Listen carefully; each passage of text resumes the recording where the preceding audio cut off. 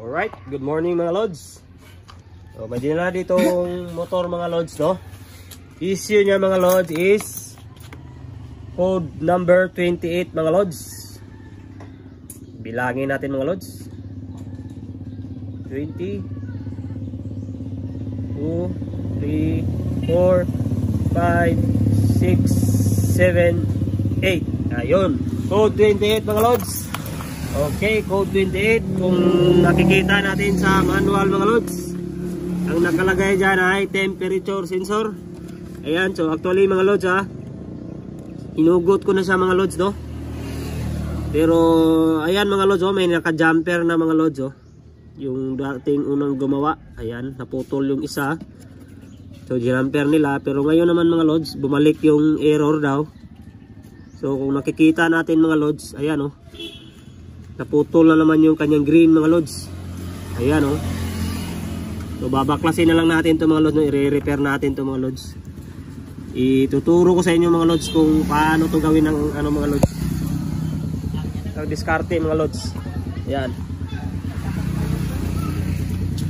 Okay mga lods, Ayan.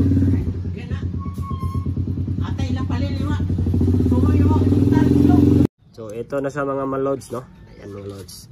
So yung green na plastic mga lods, ayan, natanggal na natin yan mga lods. Ayan. So hugutin nyo lang yan ng maliit na flat screw mga lods. Ito ka lods, hawak.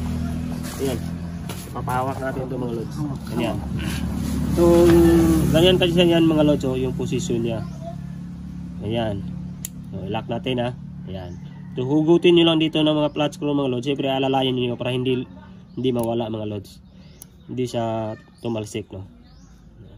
Hugot-hugutin nyo lang yan. Ayan, tanggal.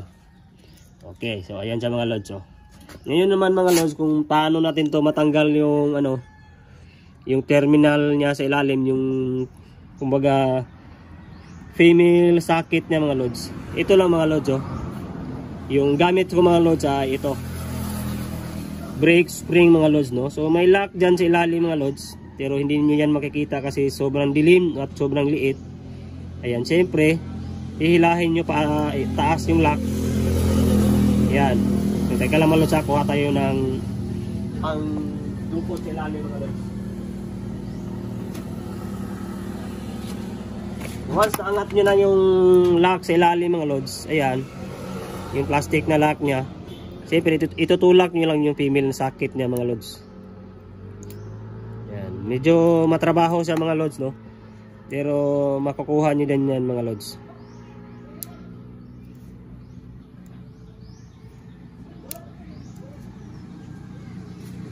So nahirapan tayo mga lods, no?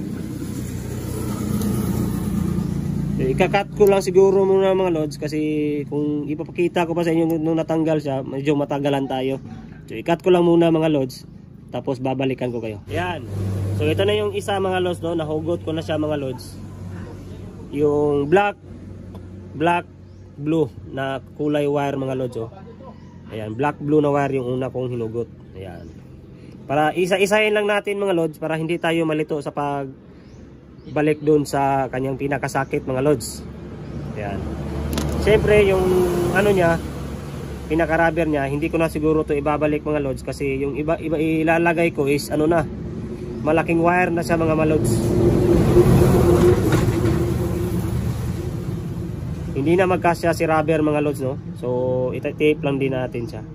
Kung may pahinghinang kayo mga lods, mas magandang mga lods, no? May panghinang. Pero yung sa akin mga lods, ihinang ko siya, pero hindi ko na ipakikita yung paghinang mga lods, kasi nagmamadali tayo mga lods, Pagkatapos yan mga lods, ayan, so hihinangin natin dito na part mga lods. Okay, so ito yung mga lods, no? Black stripe blue. So lagyan natin siya ng guide mga lods. Ayan, para hindi tayo malito mga lods. Ayan, yan yung guide niya. So yan ito. So bali ito yung guide niya mga lods, para hindi tayo malito sa pagbalik, at hindi natin siya mabaliktad yung kanyang wire. Ayan, So isa na naman mga lods, tanggalin natin ito mga lods, Okay mga lods, no? Ito na yung isa mga lods, no? Yung solid green na wire. Ayan, no? Solid green. Ayan. So tanggalin natin to mga lods. Yung wire niya. I mean yung balat niya. Ayan. Tapos ilalagay natin tong bagong wire. Ulo, kabalo pa!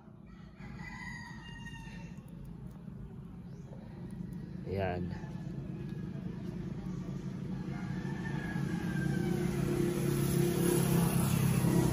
Ayan ang mga lods. Yun, no? So ito yung green. Okay, ito yung green. Bali, ito, dito din sa babalatan. Mamaya na natin ito babalatan. Kasi nga may guide tayo mga lods para hindi natin siya mabaliktad. So ito yung red black. So hindi papasok to mga lods once na baliktad nyo mga lods. So baliktarin nyo lang. Ayan, o. So pumasok na siya mga lods, o. Ayan. Hindi papasok to once na baliktad nyo mga lods. Hindi, ayaw. O, ayun. Okay mga lods. So, ito na siya mga lods, o. Ayan. Sabay ibabalik natin yung cover niya mga lods. Hawiri. Balik natin yung cover mga lods. Hindi na niya papasok mga lods once na baliktad yung cover. So ayan siya mga lods. Ngayon lang mag-repair ng socket mga lods, no?